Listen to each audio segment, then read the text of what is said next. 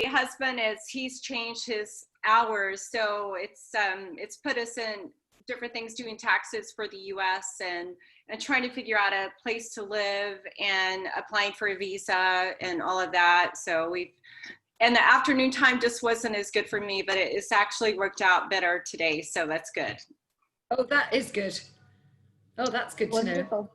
Wonderful. That's great to know. So thank you, ladies, for joining us today. This is session 11 of Pushing the Boundaries, Working Women's Competitive Edge. And today's session is about public speaking. Yes, it's one that we all enjoy. My name is Zen Khan. I'm the managing partner and founder of Zen Professional Development and Education First Recruitment. I specialize in training and development, and we are an online and face-to-face qualifications provider and training institute. Over to you, Laura. Hello, I know most of you anyway. So Laura Everest, I am a Gallup certified strengths coach and a master of resilience. And I found, particularly that since the disruption and everything's been happening, that I have been very, very busy helping people kind of overcome their professional stucks, where, working remotely and working teams, trying to work, not very well together, feeling a bit isolated. So really working from a strengths, where are you great? How can I make you even better? And I've been very, very busy working, doing a lot of stuff on building people's resilience in this time. So yeah, that's my key thing at this point. Wonderful. Thank you, Laura. Right, if we can just all come together and we can just start to introduce ourselves. So we will start with Mandy and then Gizlan. Hi ladies, nice to see you all. It's good to be joining this session again. It's one of my dreads is public speaking.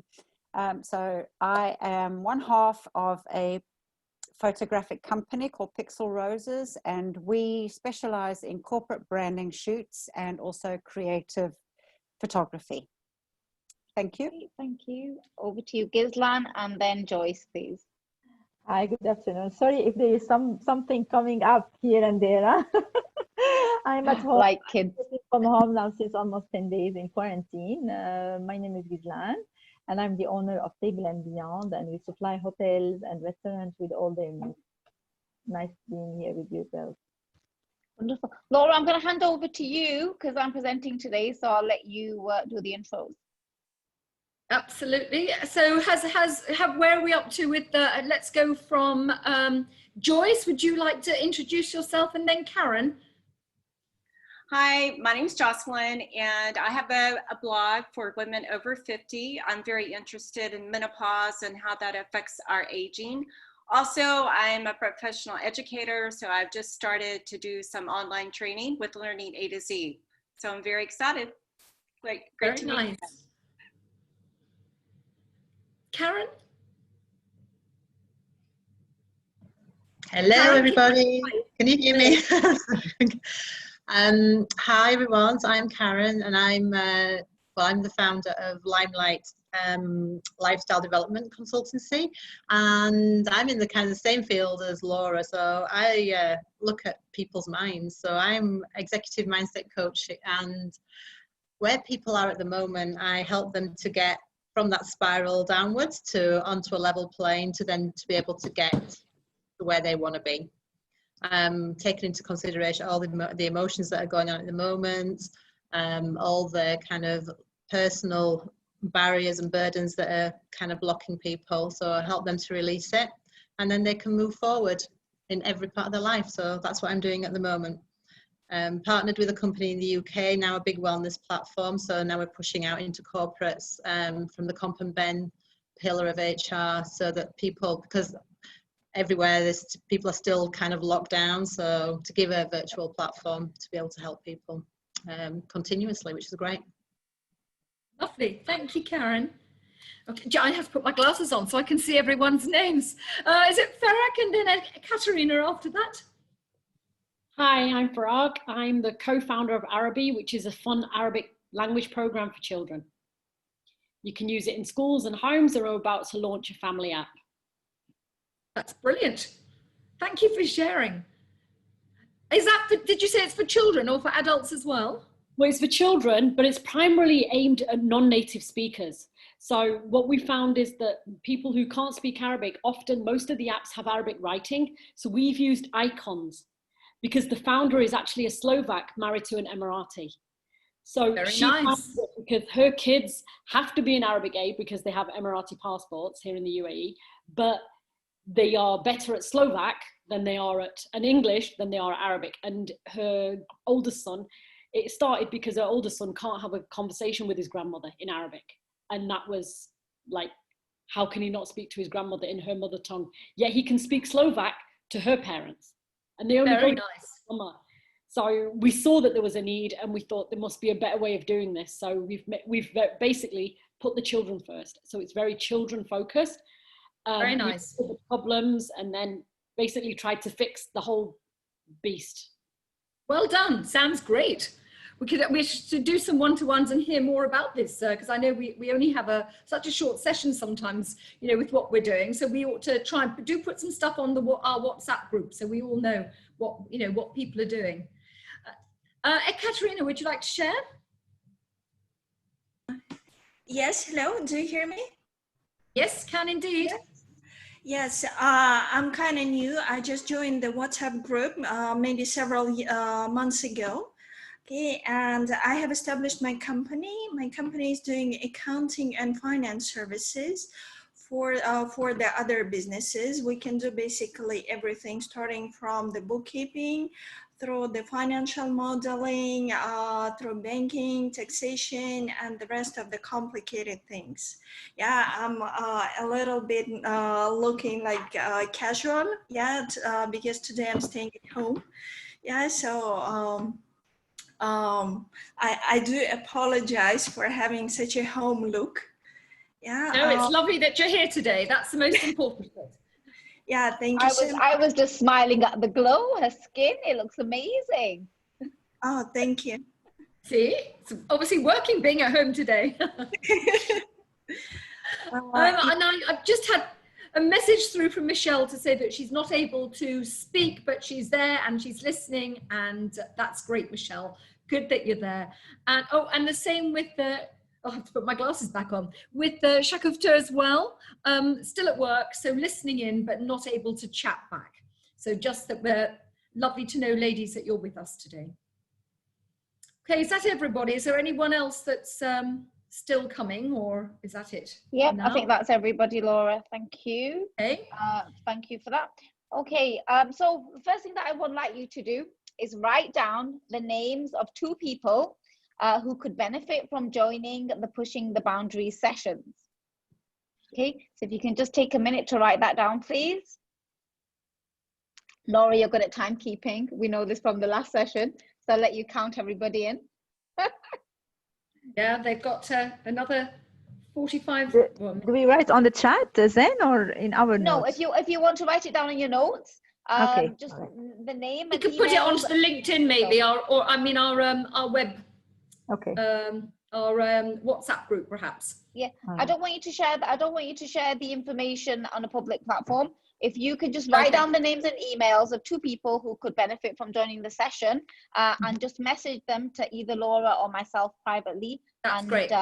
We can then invite them to the Pushing the Boundaries session. Okay, sounds good. Thank you. Okay, we ready to move on? Keeping my watch. Thank you. Thank you.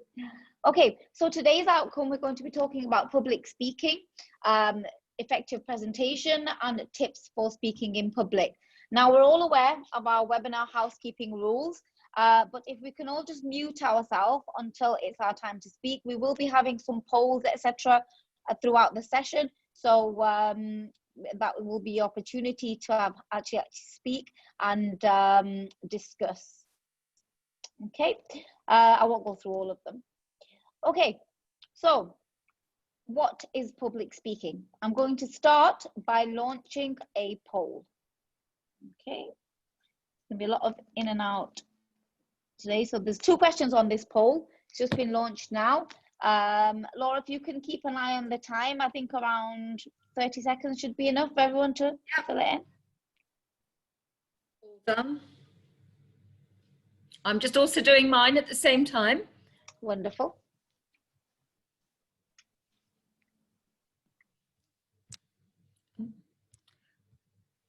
Okay, guys, how are you doing? Everyone done their poll?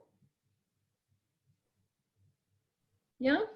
You didn't have a none of the above option. Ah, I should have had that. I should have had that, shouldn't I? Okay, everyone done submitted? Yeah. Okay, yep. So Brilliant. I'll end the poll now. Okay, so I'm going to just share the results with you all. Okay, so 33% of us get nervous when speaking in public, and 67% sometimes get nervous. Okay, and we just went over some techniques at the beginning. I just want to see where you are in terms of what you think will help you overcome nervousness. So 44% thought a deep breath would help nervousness. 11% thought screaming out loud. 67% thought positive thoughts would help, and 22% thought sipping water. So that's amazing. So thank you for filling that out. Now that tells me that you're in the right place today. Okay, if you sometimes get nervous about speaking in public, then this is the right place for you to be today. Okay, there'll be a lot of in and out of screen sharing today. Okay, so public speaking, it's not about just making it up as you go along. Okay, I don't know if some of you know, but I'm also a qualified exercise instructor.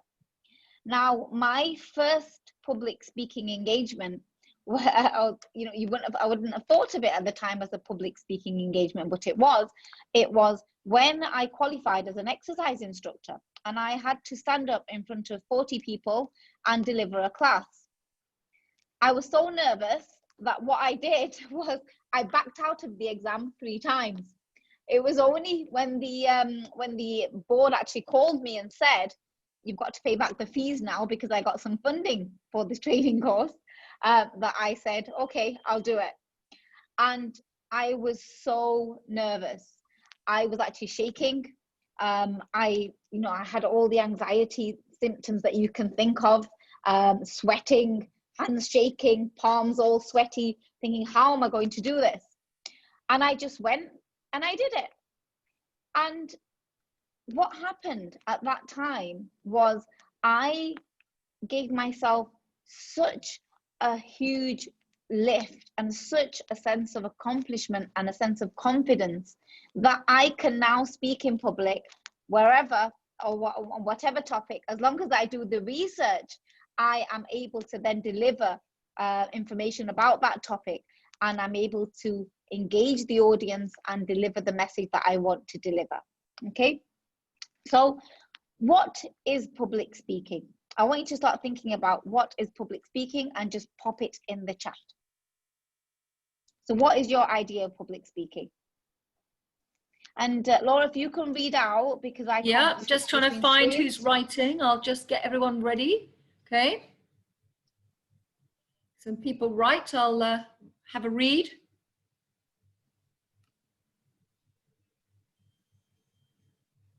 So giving a speech to a large number of people.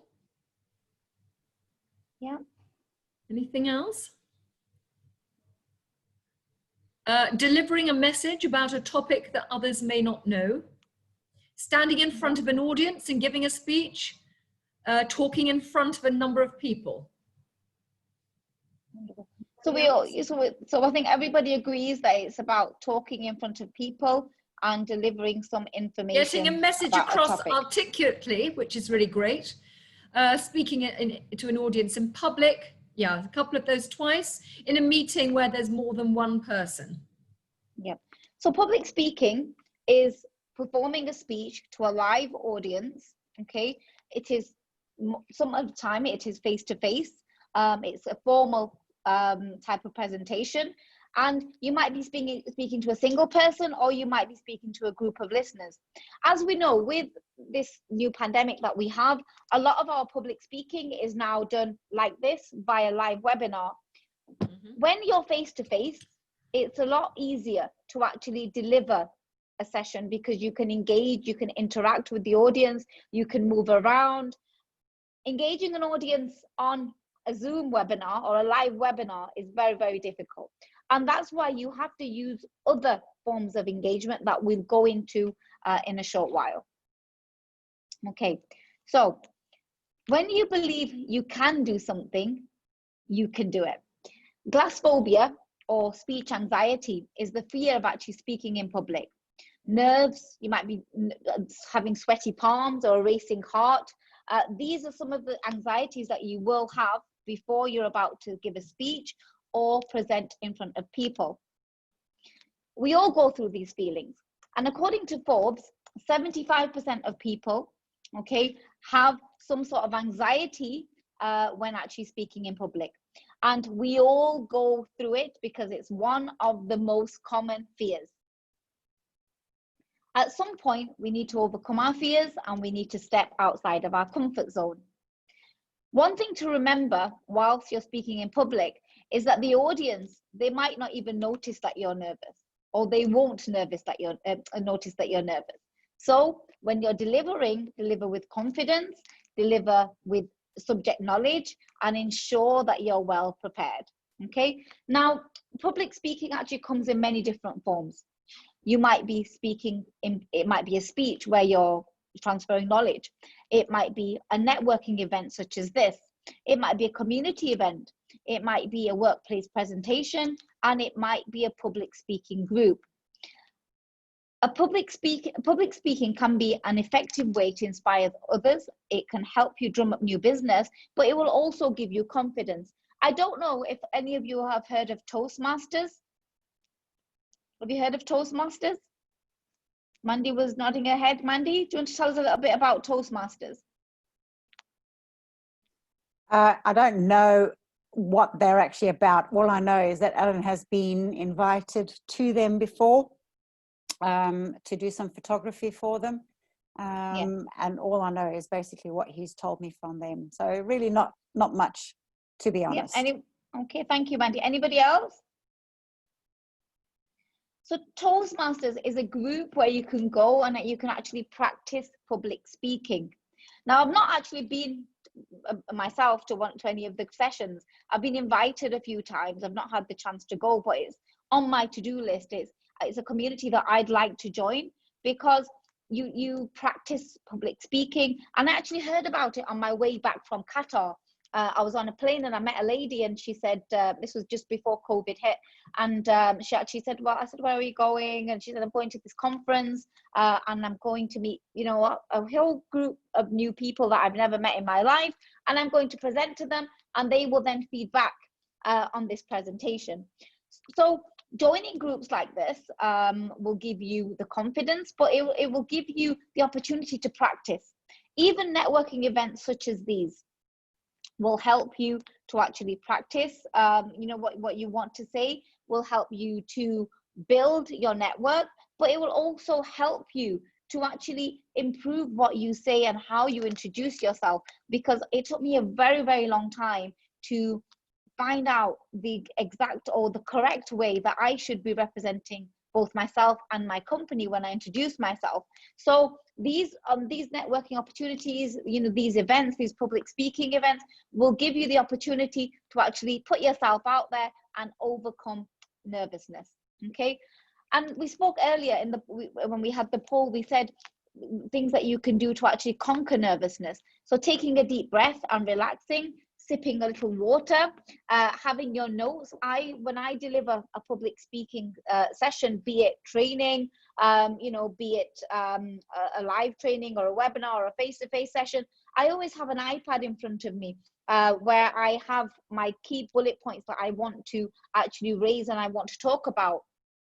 Do not read from your notes. I have been at sessions where people have been like this and reading from their notes, and they're very, very monotone, and they talk a little bit like this in the same voice, and it's not exciting, it's not engaging. So before you start presenting, remind yourself to use the correct tone, and we'll go into tone a little bit later on.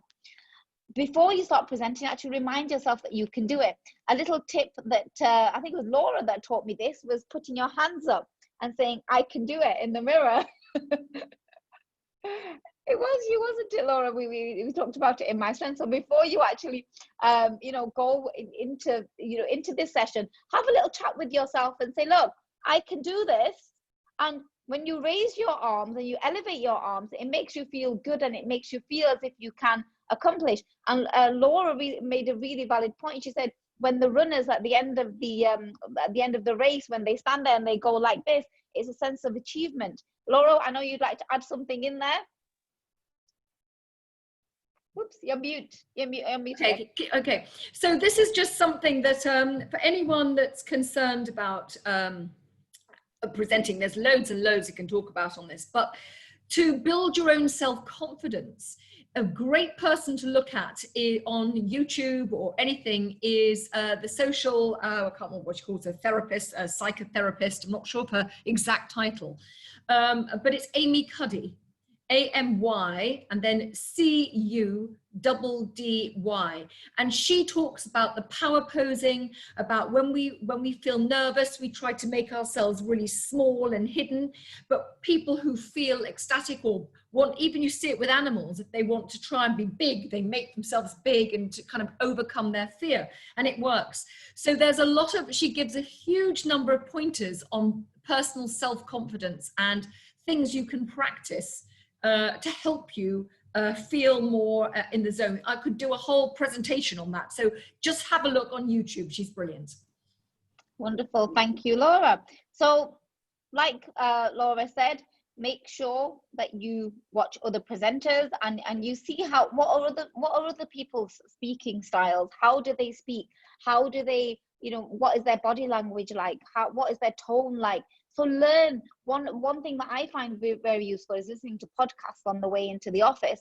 So I make sure that I have a podcast in the background, and it might be different topics, but it really helps me and it actually helps me to practice when I'm on the, on speaking to myself, or, just different things.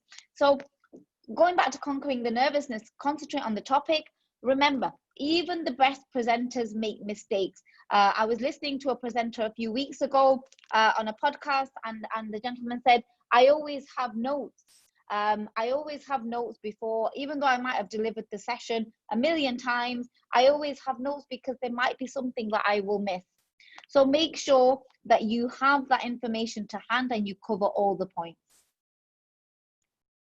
Okay, so effective, let me just see this here. Okay, so can you see my screen?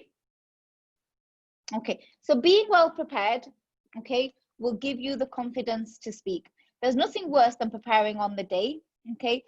While you're in front of your audience, you don't want to be researching and finding notes and finding, the knowledge that you need to talk about. You need to make sure that you have it to hand before the session, okay? Make sure that when you're presenting that you have a copy of your presentation, okay? One on the device that you will be using, one on a USB, and one that you have emailed to yourself in case nothing else works. Now, what about if your PowerPoint doesn't work? Can you still deliver that presentation? You need to think about that before you start your presentation, before you go and deliver that presentation. Make sure that you're familiar with the slides and the structure on how you will be presenting on the day. Think about your voice. Is it too loud? Is it too high? Is it monotone? Is it boring? I was once in a session and it was a Zoom session, and I thought I was going to fall asleep. And you get, I can't remember the term for it, where you start yawning when you're on a Zoom session and you're trying not to yawn, but you can see it on people's faces, that they're actually really, really disengaged or really, really bored. So make sure that your tone is engaging. Make sure that you're constantly engaging with your audience and making sure that you still have them, or that they're still present. I can't see everybody now at the moment, but just say I if you are engaged and if you are present. Aye. Hi. Hi. Hi. Only got two there. Okay. Now, change your volume according to the need. So make depending on the needs of your audience, depending on what you're saying. If you're joking, say it in a jokey manner. If you're serious about something and it's a really, really serious point, make sure that you're talking in a serious tone. Laura is a really good example of actually somebody who's a great public speaker. Her tone is engaging. She doesn't speak flatly. She pauses mid-conversation, and this has a great impact on the audience. And I want to ask Laura, because she's such a great speaker, Laura, how did you practice public speaking? How did you get to the stage that you're at? Well, I have to be honest. For me, you know, I started really young. I went to school in Africa, and I had Indian teachers, and they were very particular, and they had me debating on television at the age of 9. So that was something that we'd always done, and through boarding school, I was encouraged to do a lot of stuff. So I think partly we get scared of standing up in front of people, but the most important thing, I think, is try to find out as much as you can about the people you're going to be speaking to. Know what kind of thing, what's your objective and what might they be looking for. And then try to make it, tailor it to the kind of people who are sitting there. So it's kind of interesting. I think the energy is really important. So you kind of want it to be interesting. You want your audience to understand what you're saying in the quickest, if I say quickest way, the most straightforward way, without kind of going off point and talking for ages. I just want to say that I once I was doing a keynote, and I had a company director saying, "I'll introduce you. It will take me 30 seconds. And then he started talking, and he proceeded to talk for 20 minutes, by which time my audience had almost gone to sleep before I'd started. So it's really important that you know what your objective is, what your audience is, and think what are the key things that are going to keep them interested. Wonderful. Thank you, Laura. So on that note, what came to my mind was, if you are presenting with somebody else, make sure that you're clear on how long each of you has got, you know, to speak. I was with somebody. I wasn't presenting on the day, but I was with a colleague of mine who was presenting with another colleague. And like Laura said, the gentleman went in, he had the notes written down, he had the script there, he knew how long, they both had 10 minutes, and he went and needed 15 minutes. And the other person missed so many of the points, was not able to speak, and was not very happy about it. So make sure that the structure of what you're delivering is in place before the session, especially if you're delivering with somebody else. And your rapport, not only with the audience, but your rapport with the person that you're delivering with, you know, it has to be there. You have to bounce off each other. You have to make sure that that engagement is there between you, and that you're able to collaborate, first of all, before you step out and you speak in front of the audience. Because the last thing that you need is one dominant character trying to dominate the other, and the other person feels like they're not able to say what they were supposed to say. So build a rapport with your audience, speak calmly, speak with confidence, establish eye contact, especially if you're face to face. Have a look around the room, make sure that you're smiling at people, make sure that you have that welcoming aura about you, and that you're open, your body language is open. You're not just standing there like this. I don't know if you can see my arms, but feeling really nervous and as if, you know, you're holding back. Smile naturally, and always start with a hook. Storytelling is an amazing way to engage and to connect with people. I was recently listening to a podcast, and the podcast was about business, and the gentleman started speaking about how his wife left him and how he was in the office, and his opening line was, "My wife tried to kill my children." And it was like, whoa, what do you mean your wife tried to kill your children? And it really got you hooked. And the whole purpose of the podcast was about how he established his business, but that initial hook kept us going. It kept you there in place. And I just thought to myself, wow, that was a really good hook that he had at the start of the conversation, where he actually got us locked in. He got us engaged into the topic, and we then wanted to listen more. And he kept on throwing small bits of information about his wife and about his children throughout, but the whole topic was about business and developing your business and motivation. And he had me hooked from the start. Keep your posture relaxed, and use the KISS method. Anybody know about the KISS method? Okay, so the KISS method, Gislan smiling, keep it short and simple.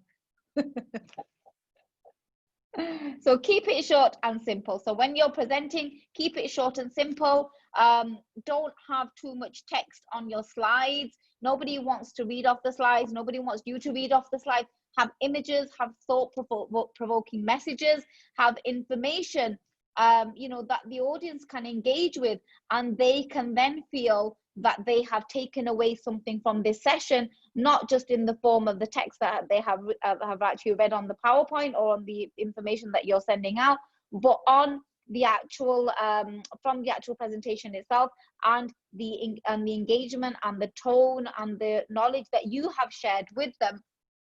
I'm just going to have some water that you have shared with them to ensure that they have benefited from the session.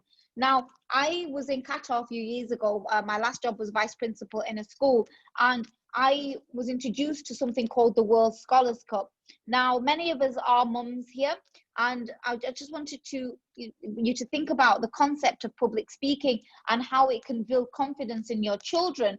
I'd never heard of the World Scholars Cup before, and the World Scholars Cup is a group that's been organized by, you know, it's a public speaking group. So they come into your school, they have different sessions going on, so children are kind of competing with each other, then they start competing with each other as you know, as a community or as a city. They then go out to you know, a worldwide conference where they then debate with other children and other students of similar age. Now, my son was year 8 going on to year 9, 14, 15, and he was the top of his school. You know, it was always the A grade student. And then the World Scholars Cup came around, and we went to the debate in Qatar. We did it internally in the school. We then competed against other schools that were in Qatar. We then went to Malaysia to compete. And when my son, my confident, you know, almost arrogant little boy who thought he was the best at everything, he went to Malaysia and he saw the level that these students from, you know, there was children from China and children from, you know, Singapore, and, you know, they were all from the Middle East and from the UK and from everywhere. And he saw the level that these children were debating at. He turned into a little pussycat, bless him. And then he was looking at me and, you know, mama, that type of thing. And it was so interesting to see, and the level of confidence that these children had, were, you know, because they've been speaking in public from a very, very short age. And this is it. So this level of, you know, this level of confidence comes from actually speaking in public. I, you know, wasn't encouraged when I was younger by my family. However, at school we used to have plays and we used to have assemblies and we used to have a sing song in the morning, and that all gave me confidence in public speaking. And for my children today, what I do is I encourage them to speak in public. Be it if we're going to a shop and I'll say to them, can you go and ask the waiter for some tissue, or can you say, can we have the bill please? These small things, or getting them a karaoke machine, you know, so they can practice singing out loud. I don't want them to feel that they don't have the confidence to actually go and speak out in public. So here are some of my top tips for public speaking. So number 1, know your time constraints. If you have a limited time, which we usually have, you know, to speak and get your point across, go into detail, but go into into detail that's of high quality. When we're passionate about a topic, we will go, you know, we will go off course. We will, we might start speaking, you know, in lengthy sentences. Stick to the key points. Stick to the point that you want to get across, and make sure that the audience have taken that away. Keep things high level. You know, if you're talking about a specific topic, don't go too deep into the topic. Keep it at high level. And make sure that the audience, that you give them a story that they can easily learn from, and they can then implement or have that as part of their own life, or, you know, relate that to their own day-to-day activity and their own day-to-day work. Break your speech into short stories. So, you know, if you are presenting and it's a 45-minute speech, have short stories that you're actually referring to. try not to cover more than 3 points if you've got 10 to 15 minutes. But if you've got more time, like 45 minutes, then you can cover around 5 points. Retain attention, ask questions. Are you all with me? Say hi. Hi. Of course, we're here. Very much here. You're very engaging then, don't worry. Thank you, thank you. Yeah. Keep your slides simple. If it's your product or your brand that you're promoting, within the session or within the speech, make sure that the colors are your brand colors. Make sure that you use pictures rather than the text. And make sure that it's linked to your brand. So if your brand is one of professionalism, if it's one that's I don't know, if you're a party organizer, an events organizer, and you're doing kids' birthday parties, then your branding needs to be fun. So make sure the colors are fun. So make sure that whatever format you're using, or whatever information, be it handouts, be it the presentation, that is all linked to what your brand is and what your personal brand says. Number 2 is keep practicing. Practice and getting feedback on your speeches is something that you need to do. I remember in the early days, I used to record videos and send them to my husband of me actually speaking, might I just say, of me speaking and presenting to myself and getting his feedback. And he would say, well, you a lot. I have a gap filler. You probably noticed it. I won't go into too much detail, but I have and I have one more. Feel free to post it in the chat what it is. And this, I know this is a problem. This is something that I try to overcome and I work on constantly, but that is only going to come. The more I speak in public, the better I will be at that gap filler, or removing that gap filler, should I say. I often, if I'm delivering a speech in front of many people, then what I will do is I will record my speech and I will listen to my speech over and over again. So like I listen to the podcast just to see which bits I can improve. Am I speaking too fast? Where should I change my tone? Where should I actually be pausing? Are there any words that I don't actually feel comfortable in saying? Is my tongue getting tied with some of the words? So I will remove those words and put in words that are more easier for me to use. The more you practice, the more comfortable you will feel. Tip number 3 is preparation is key. Prepare in advance. Make sure that you're not on the day looking for things. I mentioned earlier, make sure that you have all your notes, all your information. I did it again. If you have a question and answer session at the end, be prepared that if anyone doesn't ask you any questions, you're able to ask the audience questions. When I deliver these sessions, what I do is I always know what questions I would like to be asked. So I have a bank of questions in my head that I would say to the audience, well, okay, do you have any questions? You don't have any questions for me, but I have a question for you. And I will get them re-engaged, and that will prompt discussion, that will enable us to start again, and that will enable them to start thinking about what type of questions they should be asking me. If you're presenting face-to-face, don't turn your back on the audience. It's very, very rude. That's what I can say. The last thing I want is to be sitting listening to someone and they turn their back on me, or if it's a webinar and they start answering the phone, or they start taking calls. That's the last thing I want to hear. Try to memorize your key points. I know, it's not easy. We're getting older, ladies. It's not easy. We're not as young as what we used to be. Our memory is not what it used to be. But try to memorize the key points from your presentation. Engage the audience, ask them questions, have polls. I wanted to have a whiteboard today. I wanted to have a whiteboard where we could actually put some points on, but Zoom wasn't connecting. So have different types of different types of props that you're using. When I do my infection control training, I have little bacteria and things that I can show. So have engaging prompts that will engage the audience and keep them thinking about different ways on how they could use the information that you're giving them to actually benefit others. find an emotionally charged connection.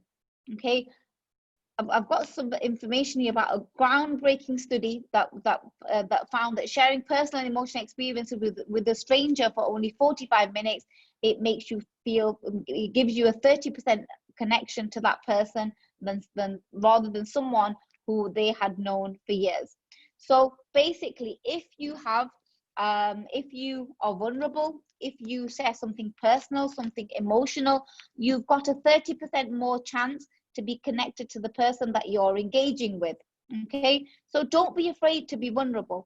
Often I found that sharing information about me not being encouraged to learn when I was younger put me at a disadvantage. It made me vulnerable, but sometimes it's good to be vulnerable. You have to connect with people. You have to have that emotional connection with that person. And the best way to do it is through vulnerability. So don't be afraid to be vulnerable. Ensure that you time yourself when you're actually speaking. So when keep an eye on the clock, make sure that you have plenty of time for questions and answers. Make sure that you have enough time to get across all the points that you want to have, and end on a positive note. So the end of your presentation should be on a positive note. Thank the audience for attending. And my key takeaway from this presentation is practice, practice, practice. How's that, ladies? Let me just stop my share and bring you all back together. Very good. So, do we have any questions? Actually, there's something I'd like to share, if I may. There's loads and loads. I mean, I've been training public speaking for a long time, but the one thing is, it is really important that people keep it simple, okay? Because actually listening to people can be quite exhausting for us. So if you make it exciting and you're actually leading your audience through what you want them to know, they will stay with you far more quickly. The one thing that I think is really important, because I remember when I was younger doing this and thinking, oh my God, is that if you forget something, you know what you want to be talking about. But if you forget something, unless you kind of sort of pause and think, oh, the audience have no idea. So don't worry too much. You know, if that's something you think, oh my gosh, did I remember it? At the end of the day, it doesn't really matter. Sometimes I've brought it back again. If I've forgotten something I wanted to say, I carry on and think, what was it? What was it? And at the end, I'll say, oh, I've got a throwaway for you. And then I come back with that thing I meant to say anyway. So the thing is, you can do it in so many different ways. But I work with a lot of people who kind of have sort of semi-learnt their script. And then if it doesn't follow, or they get nervous, or they forget something, they go into a blind panic. So try not to learn your script, just understand your salient points that you need to make. And just, you know, it doesn't matter. And I quite agree with Zen. You know, obviously you can't be totally vulnerable with your audience if it's kind of a political or, you know, a financial or something terribly serious. It's a bit harder to be a little more vulnerable. But on the other hand, you know, people definitely relate to you better when you're more relaxed about things, because they feel connected. So if you forget something, don't worry, you know, and honestly, people are not there to judge you particularly. They're listening to what you want to, you know, what the information is you're giving them. I think that's a really important thing. Yep. Thank you, Laura. Anyone want to add anything? And then, you know, I'm going to come round to everybody and ask, give us one of your public speaking stories. So Mandy's got a hand up. Yeah, it was just going back to what you were saying about the gap fillers. And I think this is where my nervousness comes in. It stems back from in school, I think it was high school, our English teacher gave us a project and we had to stand up. It was there in class. We didn't have time to prepare anything really, but she made us stand up and give a 5-minute talk without using gap fillers. So without the that kind of thing. And I just absolutely froze on the spot because I was incredibly shy as a child anyway. And then to get up in front of the class and try and do a sentence without having to go, it was nerve-wracking. I just couldn't handle it. Yeah, I can imagine. I used to write on my well, I still have it sometimes, but I have a little post-it note saying no and that reminded me not to and actually my husband set that out for me. He was like, you know, you need to have this because you so much. So yeah, I'm totally with you on that one, Mandy. So I know Farak wanted to add something. Farak? No, I just have a quick question. You said about the story of the guy about the wife and the children. What kind of other stories would you suggest? I mean, I think that I'd like that, but I'm just a bit, because it could totally go the wrong way. And if you don't, it also depends on the audience, depends on the topic. That's my first question. And my second one is about pitching, because pitching, you have very limited time. And so you have to know your script because you have to get across every single point that you have. That's more directed at Laura. So the first one's at you and the second one's at Laura. Okay. So the first point with I was thinking about the pitching, but just go back into that, Farah. What was the first bit that you were saying? The first one was about the guy with the story. I mean, yes. Yeah. So yes, so this gentleman that's recorded the podcast, it's available for everybody. I can't remember his name, but I'll have a look through my podcast list and I'll share it.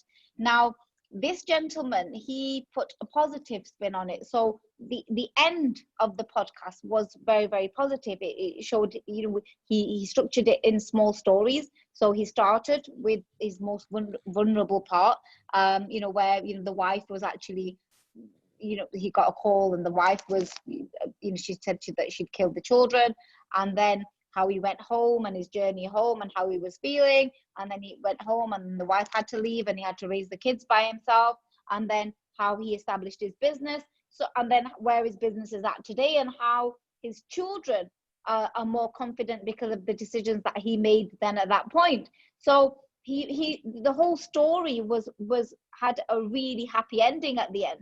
So we forgot about the vulnerability at the beginning, but what we could do was empathize with him, because we're all going through a challenging time. We could put ourselves in his shoes and think, wow, this guy has been through such a struggle, but he's come out the other side.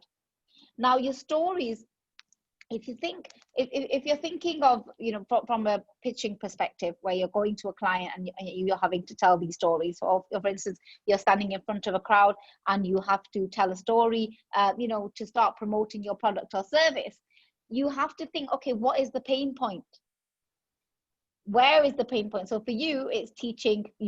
I like that. I mean, it was a story that you brought in where you said that the lady was actually, her children could speak Slovak, but they couldn't speak Arabic. Now that stuck in my mind because my children don't speak their mother tongue. They only speak English, and we are trying to get them engaged in Arabic. And I would think, wow, this lady can help me.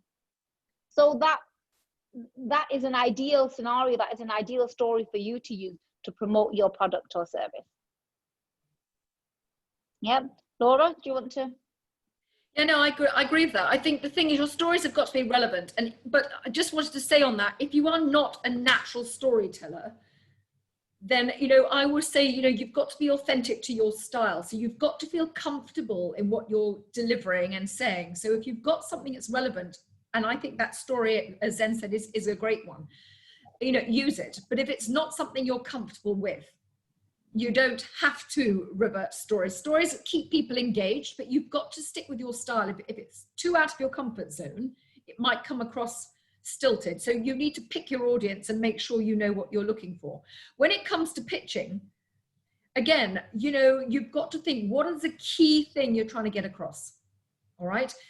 You don't want to have loads and loads of points because people won't remember them. So what you need to do is pick out, ideally, I work always on the rule of three key things you want people to think about, and make sure that message is across. But otherwise, you don't need to learn a long script and try and do loads of different things, because it will be too much. So just keep it really simple. What's a key objective for you? And then just stick with that and keep it short and concise, because that's what people will remember.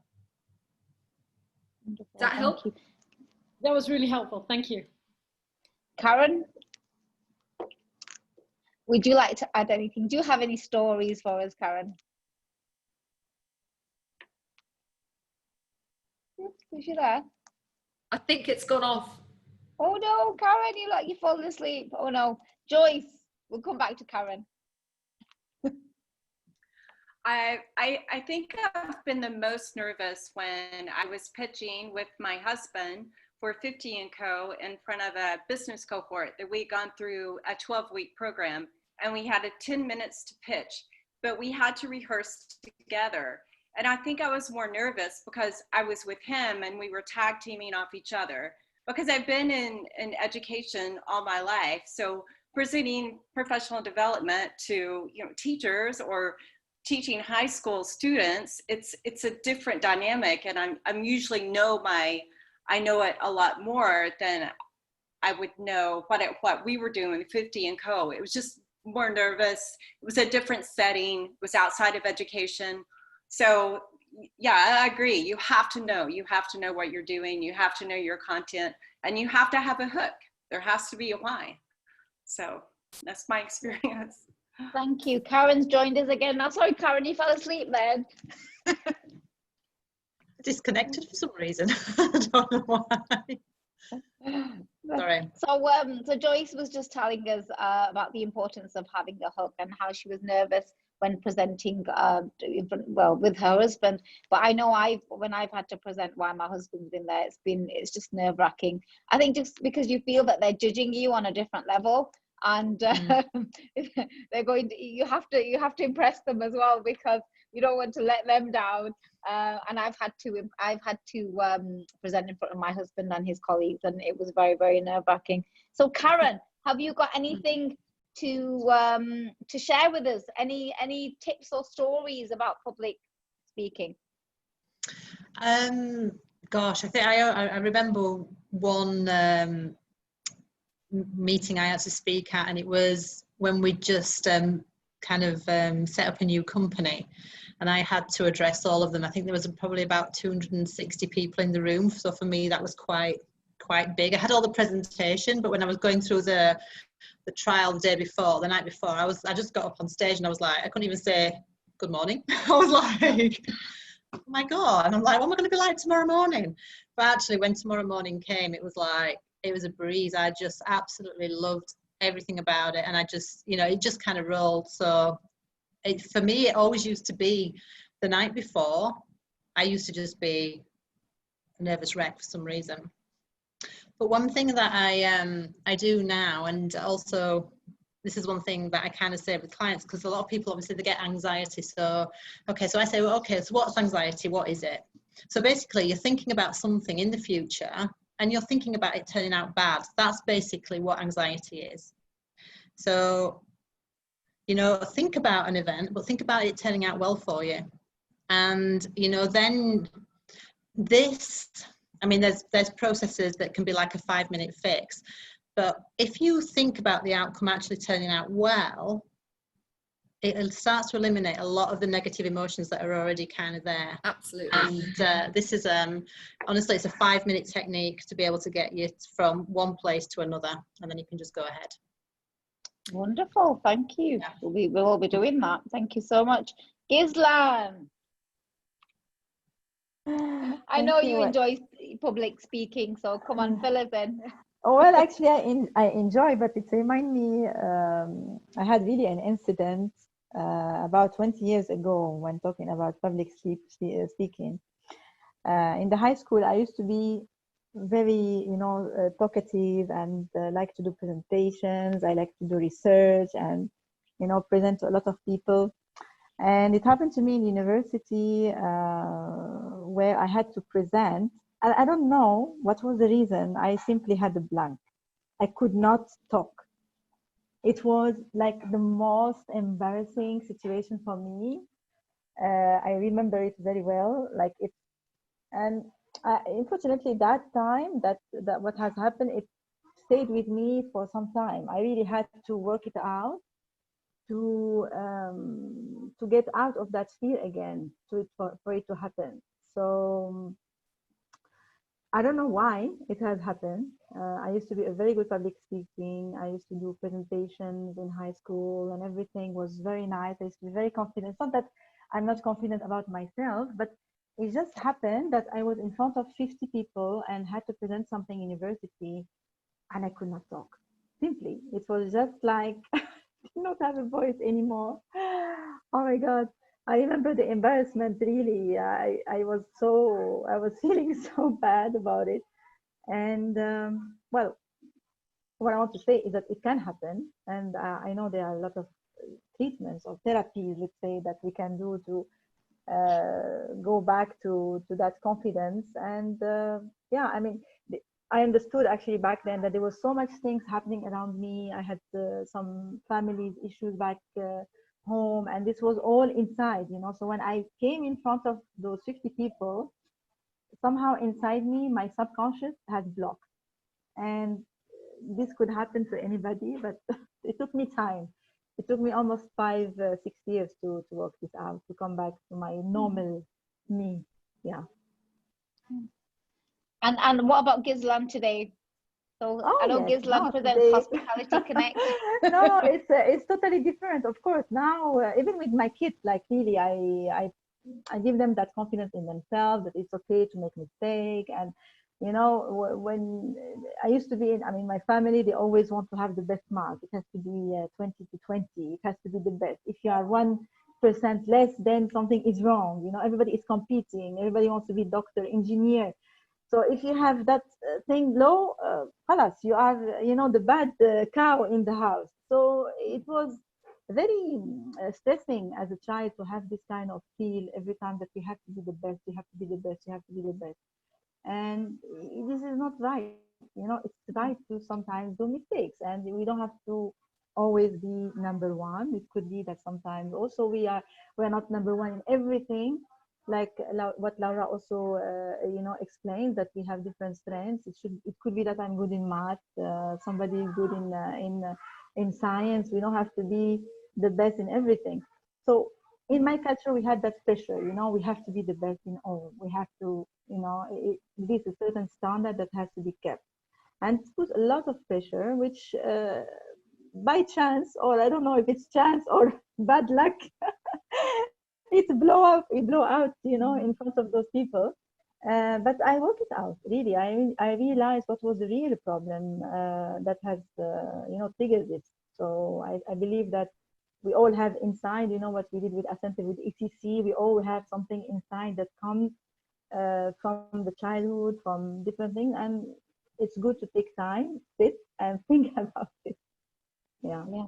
Thank you for that, Gislan, actually. And you're right. And I think this is something that, you know, schools often, they miss this part out, where parents are pushing and pushing and pushing and pushing, and there's no support available for that child. And they collapse under that pressure because, you know, eldest child might be, you know, an A-star student, but the number two might not achieve that high, or it might be that the parents set the bar so high you constantly have to get an A-star, and you know, an A is not good enough. It might be an A-star that's only good enough. So achieve, you know, where do you stop with that pressure?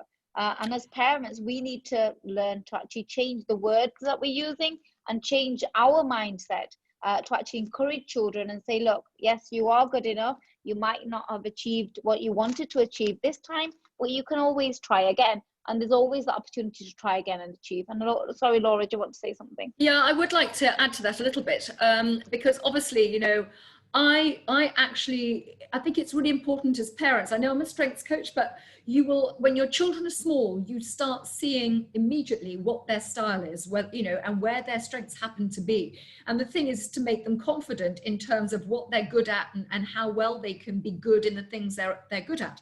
But the thing is, what we have to realize is that whatever our strength might be, whether we're somebody who is naturally like me, who has communication high and really comfortable in standing up in front of 800-900 people and talking, there are a lot of people who are not comfortable with that. And I think that as far as we can, what happens, or what I've always seen, is that when we're little, we don't have those inhibitions. We put them onto ourselves as we get older, and we're told things that make us doubt who we are and what we're capable of. And so as we get older, we condition ourselves into believing that we can't do anymore because we follow the way we're told this is how it should be. And if we don't fall into those brackets, we get panicky and anxious, which is why the younger you can encourage your kids to do things, the better. I just wanted to say on that is that, Zen, when you were talking about that thing in Qatar, when I first came out here to Dubai 13 years ago, I actually set up a small company called Starting Point, and I actually went into schools where I was actually head of the PTA at my children's school anyway. And I went in and I worked with teachers on teaching them how to get kids to debate. I ran debating societies. I started inter-school competitions here, and we started them. My daughter got on and started doing stuff when she was about 7 or 8. And I think that, you know, it doesn't have to be done in a scary way. You make it fun, because if you feel comfortable and you're not scared to do a few bits, as you get older, you have that natural confidence. Whereas if you're squished and you're made to feel small and shy and put on the spot, you become frightened. And then as you get older, the clients, because I run a lot of courses on public speaking, and I coach people on that. It's part of what I've done for years. And it's mainly the adults that are terrified of it. You know, they said they'd rather have their tooth taken out. But the thing is, it's just that it's challenging your mental mindset. And actually there are, as Karen saying, there's such simple things you can do to turn that around. And you just work, I call it stay in your lane, work to your authentic self and build on that. And honestly, as you're rightly saying, any of us can do it. We have to sometimes, whether we like it or not. It's part of our job these days. Yeah, even at a networking or every time we talk to somebody, we're presenting ourselves. So it's how do we do that in the best way to make us shine? And it is easy, but it's great if you've got little kids and you can start them young. Best way. Yeah, definitely. And I think going up back on that note, Laura, where you said that the actual, when it might be that you're pitching yourself or where we're actually in a job, and employers expect that. Employers, if you're employed by someone, or even if you're running your own business, you're expected to be able to go up to somebody and promote that product, that service, and talk about it with confidence. Nobody wants someone to go up to them and be shy, about what they're selling or, about what they're promoting. So you're expected to have that confidence. So like I said earlier, practice and you will become perfect. Okay, I have a question for you all. What do you think holds us back? So we spoke a little bit about upbringing. What is it? Is it internal? Is it external? What are the things that hold us back? Gislan? Well, when I did the work in what happened to me, one of the point was actually the fear to be judged. This is one issue, when doing public speaking and not being comfortable, which is the fear to be judged by others, negatively. And this is of course coming from the self-confidence point and all that. This is one of the main parts. That's a very common one. Yeah. Anyone else? Karen? For me, it's all internal. And I think, it's everybody has some kind of limiting belief, and when you've got these limiting beliefs, they basically, as your body runs 95% of the time unconsciously. So you run on a program, and once this has become part of your program, it will continue to run that way until you make a change. And people always say that making a change can take, it's like Ghislaine, it takes 5-6 years. Actually, you can make a change in 5 minutes. Because when you actually tap in, and these are techniques that I use with my clients, we tap in and we tap into the unconscious and make the change at an unconscious level. And then you basically run through your new belief, what you want, and it just runs through beautifully. And you can literally make a change in 5 minutes. Wonderful. Thank you, Karen. Appreciate that. Yeah. Hey, Katerina, apologies. I think I missed you on the earlier question. What do you think that holds us back? Hold on a second. Okay, do you hear me? Yes, I can hear you. Well, I think that what's holding us back is our own fears, like something from internal. And the second thing is like the fear of not knowing what is going to happen, because sometimes when you are giving a speech to a lot of people, yeah, you got prepared. For example, you thought about potential questions, but from time to time, there's always that one single person, a lady or a man, that asks you the question that you don't know how to answer.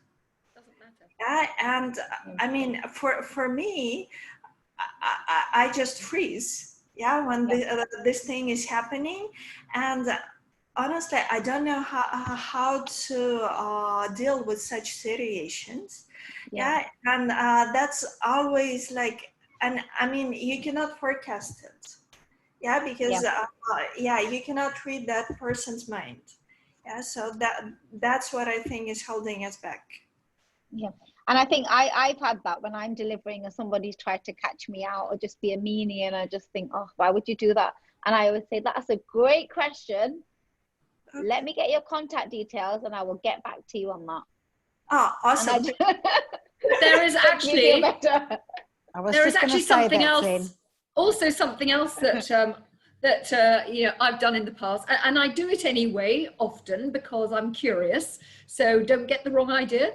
But often, if someone asks me a question and I'm not necessarily sure, if I know I've got somebody in the audience who thinks that they're a real, excuse my French, a wise ass, I'll say, well, tell me, what do you think? Or I pose it back and say, guys, that's a great question. What does anyone think about this? And usually there's someone in the audience who says, yeah, me. And they answer it for you. 9 times out of 10, they do it. And then if they don't, then you could say, well, you know what? That's such a great question. I'd like to talk to you at the end privately. Let's move on and I'll come back to you. And then I would either say, I'll email you or whatever afterwards. Yeah, that's great. Thank you. Now, what about imposter syndrome? What about us feeling that we don't deserve to be there? Be it because we don't feel that we're knowledgeable, or we feel that, you know, we shouldn't be there, or this group of people, you know, they are a lot better than us. What about imposter syndrome? Have you heard of imposter syndrome and how it affects people? Yep. Yeah. Okay. So for those who haven't heard about imposter syndrome, that's the feeling of you shouldn't be there. Basically, you're somewhere where you don't deserve to be, or you shouldn't be there because you don't have the right knowledge or the right experience, and you know, and that's what knocks your confidence and makes you feel that you're not good enough, or you know that, and it gives you a lack of confidence in actually, be it if you're public speaking, be it if you're, you know, in a job role. Imposter syndrome can affect you in many shapes and forms. So yeah, so that's one to think about as well. Okay, and ending on a positive note, what can help us to improve? So we've talked about what can hold us back. What do you feel can help us to improve? I'll try and jump in here if that's okay. Yeah, jump away, Mandy. I think it's a passion for what you do. You have such feeling for what you're doing, like Laura with your presenting and you're forever gesticulating with your arms. I mean, I thought in the beginning when we started it, and you're going, put your arms up and go, I can do this. Laura's doing that all the time. But I think it's fantastic. And I think a lot of people do tend to think as well, I shouldn't be in this group because they are more knowledgeable, or they have more of an understanding of whatever the presentation may be about. But if you have more positivity and belief in yourself, and you can bring that across in whatever speech you're delivering to whomever may be listening, if they can see that positivity and that drive and the happiness for what you're doing, I think that'll make a big difference to how you come across. Definitely. Thank you, Mandy. Who else would like to go? Joyce, have you got anything to add on how we can improve? I would just say work on connecting with our audience. Practice. I agree. I think somebody wrote that in the chat box, but just finding different ways that we could connect with our audience, it could be a story or something that happened to you personally, just so that you could connect on a more personal level to draw them in. Wonderful, thank you. Karen?